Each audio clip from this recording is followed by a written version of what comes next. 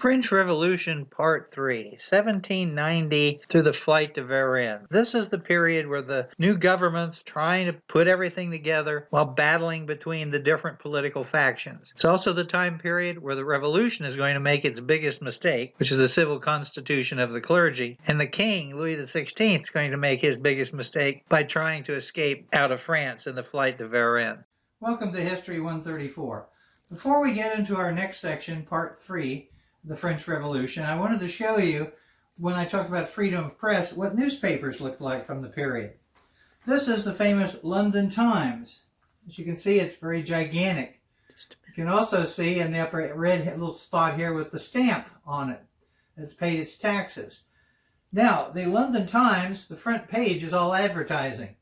To make money first, all the political stuff is on the inside. It's a little different. So that's the English London Times, one of the longest continuously printed newspapers in the world. As far as the French are concerned, this is one of two major newspapers. This one is from 1808, but it existed at the time of the Revolution. It's called the Gazette Nationale, or the Moniteur Universelle, and it is all political, from the front to the back. But this is the official paper of the government. Whatever the government wanted was put in here. So it wasn't necessarily taken by the people to be the most important news. And there's nothing in it about what the people want to do. So the most popular newspaper during the Revolution is this one. This little bitty newspaper called the Journal de Paris. Why is it important? Well, it has all of the political stuff on it. But on the inside, it tells you what plays are going on, who is performing in those plays, and most importantly, the national lottery numbers. So that if you have a lottery number, you can check it out. But people couldn't necessarily afford to buy one of these. So frequently, people pooled their money and bought two.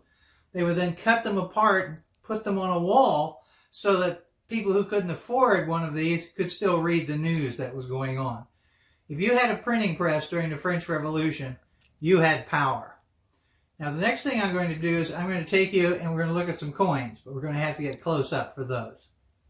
Here we have some coins of the Revolution. At the top you see Louis XVI, and the back side of it has his coat of arms, and that continued for a while, but ultimately that will be removed, and it will just simply have insignia saying how much the coin is. Then on his execution, they still continued to use these coins, and in many cases what would take place is they would stamp a J over the face of Louis XVI, standing for Jacobin. In the middle is a replacement coin, which shows the scales and balance of equality with the Phrygian cap. On the other side, it usually has a constitution. Then down below, after the Terror, you have Lady Liberty, the Marianne, and the backside, it simply says the amount of value of that particular coin surrounded by a wreath. So there are some of the coins of the Revolution. These are all made out of copper. Silver ones are very, very hard to find, many times melted down and changed into something else.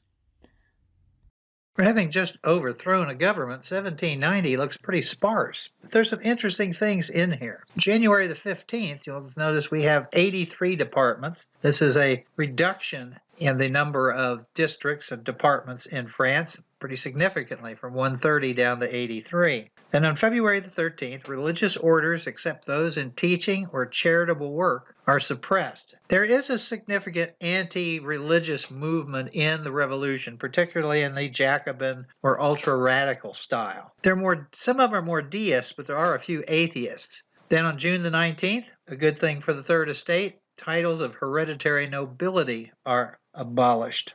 And then we come to the disaster. On July the 12th, the civil constitution of the clergy is adopted. This is something that is going to drive most of the priests and nuns out of the country. On the positive side, it grants Jews civil liberties that they've never had before. Gives them equality. And what is going to take place is they're going to take and reduce the number of bishops because there are 83 departments, so there should be less dioceses. They're also going to require the government to pay all the priests. They'll be paid appropriate to their position. So this should stop the business of having high clergy being paid too much and the low clergy being impoverished. The problem is they're not supposed to be able to pay much attention to the Pope. The Pope is allowed to give them religious instruction, but nothing political. The other thing is, for this wonderful reorganization, which is quite good actually, they have to take an oath of allegiance to the Constitution of France.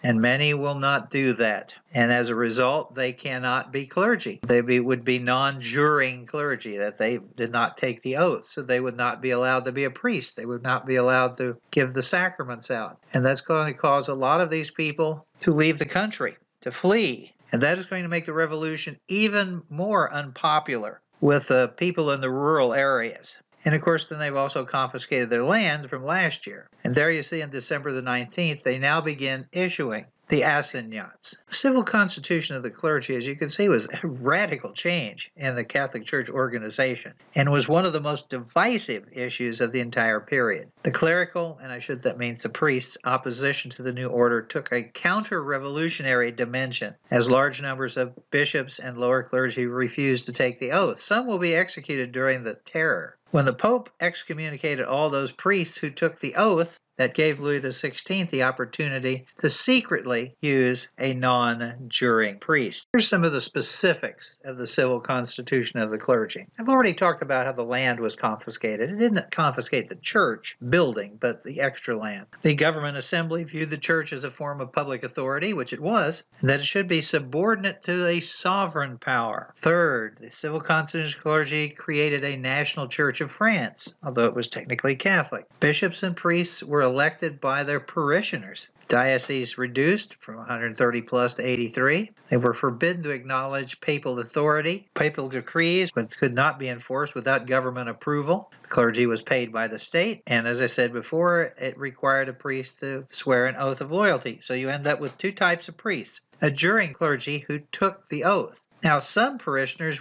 didn't believe that really was a priest, that he'd sold out to the government, therefore he wasn't following the Pope. Then the non-juring clergy, those who didn't take the oath, they're also called refractory priests. They're not allowed to function as priests. No sacraments. Many left France for Italy and Spain. In the areas that France was against the revolution, they used non-juring clergies, as did the king. Louis XVI would not accept a juring clergy. And this is a nice little plate produced to note the fact that the civil constitution of the clergy had come into existence. And here's a rosary where you have the Glory Be, I should say, in between the decades of Hail Marys covered with black. It really is a difficult situation. As I said before, it really makes the rural areas, parts of France, very anti-French government. They feel like their soul is now at stake. It's time to talk about the guillotine. In 1789, Dr. Guillotine, one of the finest surgeons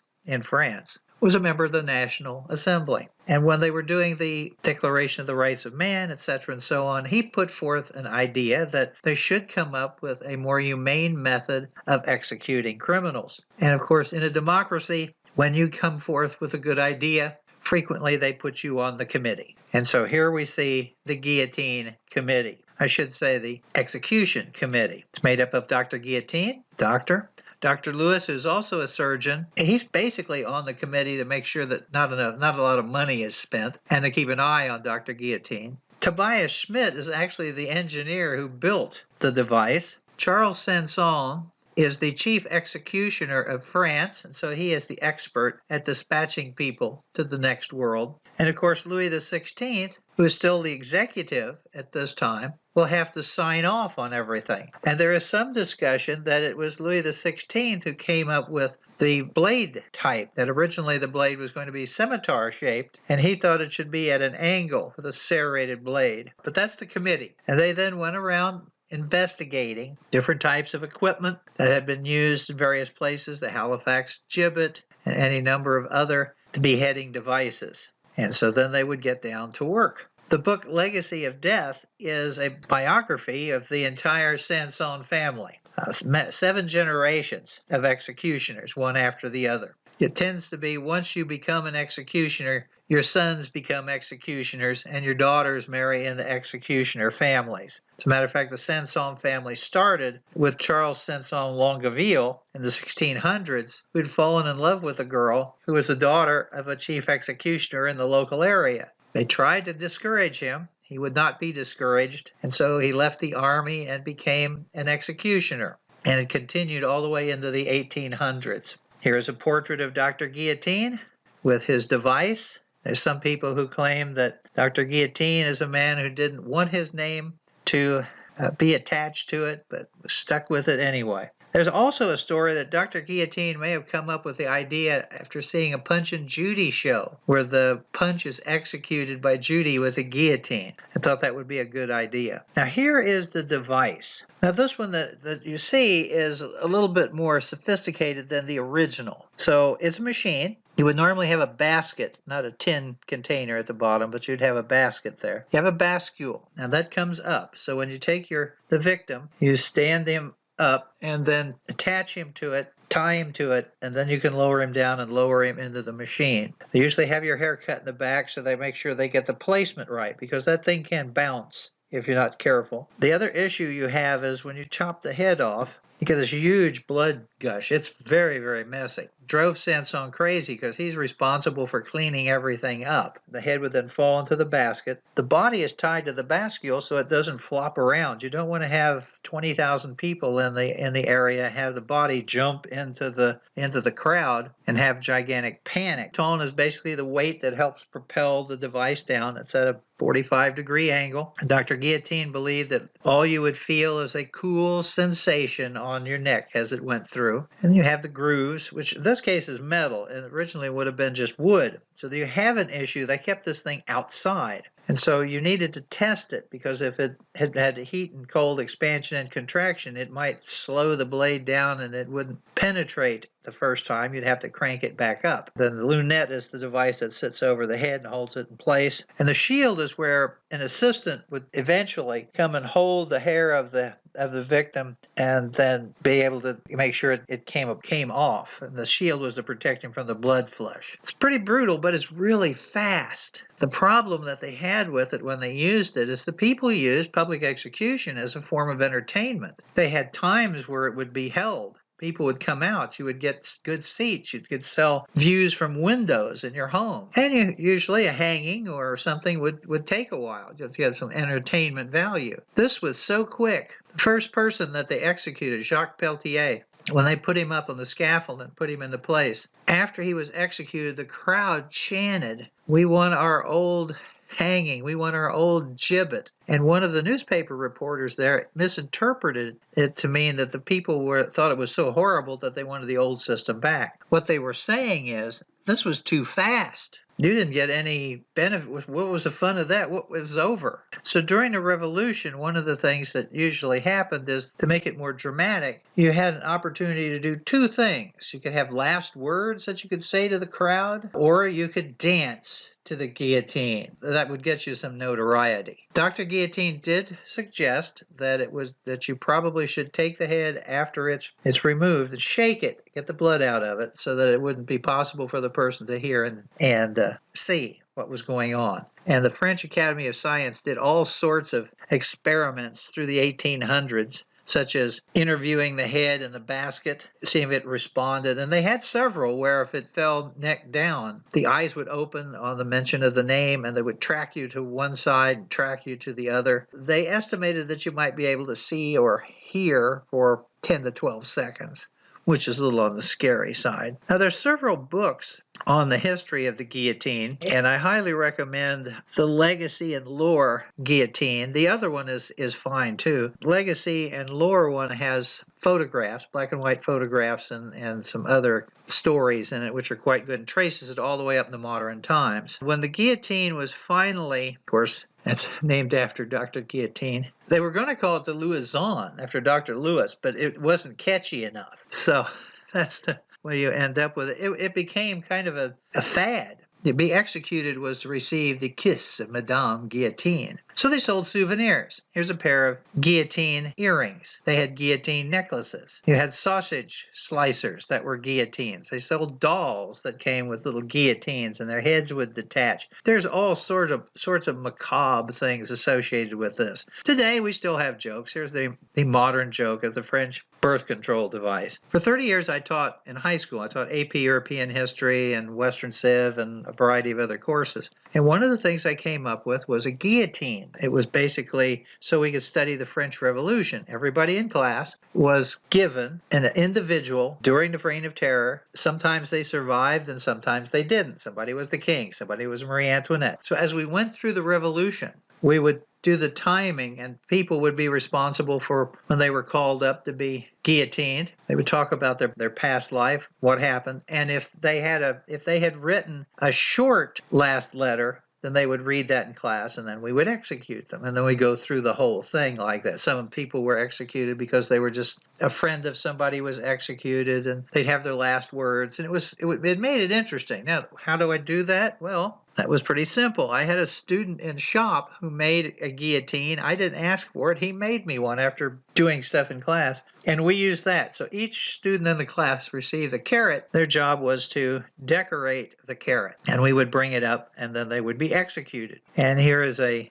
group of heads, shall we say. One person took a head of a Barbie and stuck it on there. Some people did artwork. Somebody just put their regular face. I had one kid who hollowed it out and put a red food coloring. And I realize this is not exactly your highbrow Oxford University event that you would do, but it was pretty effective. The kids really learned the revolution. And I think I did that for 20 years. And when I retired, it was good because the guillotine system collapsed. I still have the blade. And here's 3 of my former students and their carrot. I used to take pictures of them. One of them, Tony, put his in the form of Zorro, where the girl put a dress on it. And then we have David, who just drew on it. And then sometimes you'd get some really, really crazy stuff. Here we have Bobby, and she's glasses on. They did all kinds of odds and ends. And the fact is they probably knew more about the revolution than anything else, but it was unique. Of course, they always thought I would cut my hand off, but that never happened. And it was a relatively dull blade. And I had one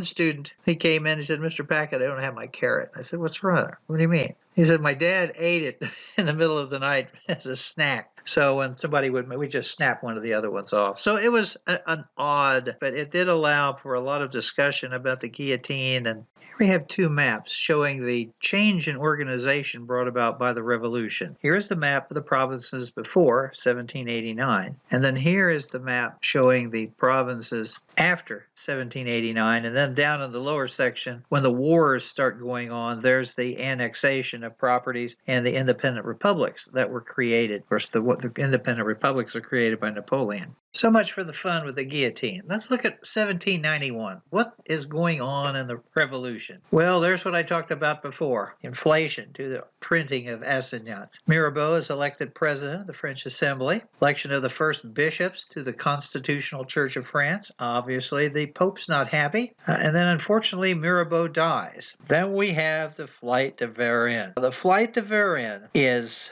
a disaster. What happened is when they brought the king and the queen back from Versailles, they were forced to be in the palace. And sometimes they were, even though they're protected by guards, it wasn't exactly the best of situations. So the decision is to try and get the royal family out of France. Now that is easier said than done. The plan was that there would be a group of cavalry, loyal cavalry, that would meet them at Clermont. So you would get the king and the queen and the children, put them in a carriage, dress them as if they were merchants, and then they would ride out of the palace. Now this required a lot of planning because everybody had their own guard. You had to make sure you had a guard that was loyal to the king, not loyal to the radicals. And so they estimated how they would do it, and they planned to set it all up. And so on June the 21st, 1791, they're ready to go. And then, of course, why should this go right for Louis XVI? Louis XVI was able to get out. The kids were able to get out, but Marie Antoinette had a guard that was just a tough radical. It took hours for for him to be removed, and without figuring out what was going on. Sometimes they claim that Marie Antoinette packed too much clothing, and that's just to make her look bad. They had a tough guard they had to change. So they're late. They're a couple of hours late. Well, you don't want to have a group of cavalry just wandering around Clermont. That's going to people asking questions. So they went towards Verdun. They figured that the king would go that direction. They could cross into the border because they're heading to Austria. They're heading to Marie Antoinette's homeland. So they get to Clermont, no cavalry. It's late at night. It's almost midnight. They decide to take the other fork, to go to Varennes, because if they get through Varennes, they're pretty much on their way. And of course, when they get to Varennes, the only people operating checkpoint are a group of teenagers. And they just do not believe that this is a group of merchants. They don't look familiar. Nobody, not that they're aware of, anybody has ever seen the king. But there is this story that the king and the queen are trying to escape France. And so everybody's kind of looking that way. Then somebody realizes that the old priest in the area had been to Louis XVI coronation. So they got him out of bed. They took Louis, his wife, and the kids to a local hotel. And the priest comes in, lays down on the floor, and says, "Your Majesty, what can I do for you?" So they have him arrested. Well, it's bad enough that he tried to escape, but he leaves letters behind talking about how he never really supported the revolution and basically hung himself at this particular point. He did exactly what the radicals had said would happen. They said that he would try and run away, he would try to bring in outside assistance to put him back on the throne and have everybody dealt with. And so this killed the moderates in the assembly. There's the travel case that the king tried to escape with, quite significant. And of course, we have to have a plate to commemorate the arrest of the king at Varennes on June the 22nd, 1791. That's after midnight. And so now this is the event that throws the National Assembly into the hands of the radicals. And it's a shame because things had really been going along pretty well. See, here's the Legislative Assembly up until the flight to Varennes. You had constitutional royalists, you had the Girondins, you had the Mountain, and of course the moderates, the pro-royalists who are just trying to keep a weak king on the throne, and the radicals at the bottom. The constitutional royalists are a different color because after this event, they flee. They figure that they are done for. And so they escape. Now, a lot of nobles left the country prior to this, and they're called emigres. These are people who emigrated out. Sometimes they left without any possessions at all. But what they end up doing is going in the countries trying to stir those countries up into action by saying, if you let the French change a king, you'll be next. And it does draw an awful lot of attention. You can see how the events change after the flight to Varennes. Just look at what's falling apart. King is suspended from his functions on being brought back to Paris. King Leopold II of Austria issues a letter calling for the powers to support Louis XVI. He's embarrassed over the fact that he hasn't tried to do something before, so he thought he would try and gather up a group of European powers. He didn't think anybody would join. He's wrong. The Declaration of Pillnitz is the creation of this alliance, if you will, like the first coalition, to invade France and put Louis back in place. Then we have the decree reordering the return to France of all emigres suspected of conspiracy against the nation. King then vetoes the decree against emigres. He's still in power. They haven't taken his power yet. And the king vetoes the decree against non-juring priests. The assembly then passes a decree against them. February the 9th, the property of emigres is declared forfeit to the nation. And then war is declared. They actually declared war on Austria and kind of beat them to it. And then the mob invades the Tuileries. You're going to have the battle with the Swiss Guards. Then the Brunswick Manifesto. Now, the Brunswick Manifesto is from the Allies coming in to France to try and help Louis. And this manifesto says that if any harm comes to the king and queen of France, that the people responsible will be severely punished. And that basically just throws some more fuel on the fire and just dares the radicals to do something to Louis. And then you have the storming of the Tuileries, and King is finally suspended from all his function. And then on September the 20th, you have the Battle of Valmy. This is the turning point in the invasion by the Allies. They're defeated at Valmy, although most of the fight is a result of the Allies ending up with a lot of dysentery. And so they're a very weakened force, and the French were able to force them to withdraw. So this saved the revolution. It's also going going to become when they start a new year. They're going to declare this year one of the Republic, which you'll see it takes place on the 22nd. The day after the Battle of Valmy, where they're sure that they're not going to be overrun by the Allies, the convention, now that used to be the assembly, now it's called the convention, they abolish the monarchy. And then the next day they decree that all acts from now on are to be dated from year one of the Republic. And then it's time for payback, time for the trial of Louis XVI, the opening of it. He actually has multiple trials. There's one to find out whether he's guilty, there's one to find out what they should do with him, and then there's the vote to execute him. So now we are heading into the bloodbath known as the Reign of Terror.